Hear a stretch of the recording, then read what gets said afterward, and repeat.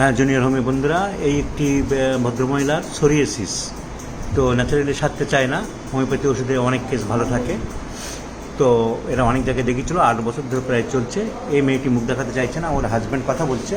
ও, তুমি তোমার মুখ দেখাচ্ছি না, তুমি শুধু বলো অ্যালোপ্যাথি ডাক্তাররা কী বলেছিল তোমাকে? ছাড়বে না, একটুখানি থেকেই যাবে। জীবনে ছাড়বে না বলেছিল? হ্যাঁ হ্যাঁ হ্যাঁ। কতদিন ধরে হয়েছে চর্মরোগ?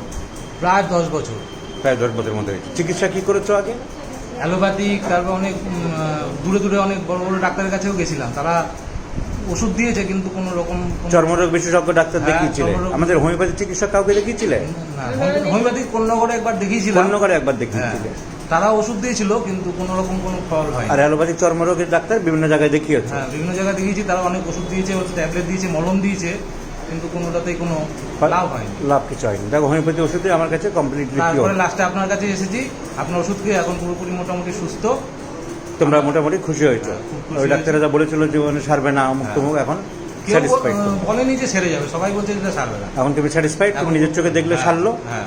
ঠিক আছে, এই সবার প্রচারের জন্য সাধারণ মানুষ জানুক যেসব সারে, এবং জুনিয়র হোমিওপ্যাথি ডাক্তার বন্ধুদের শেখানোর জন্য ভিডিও করলাম।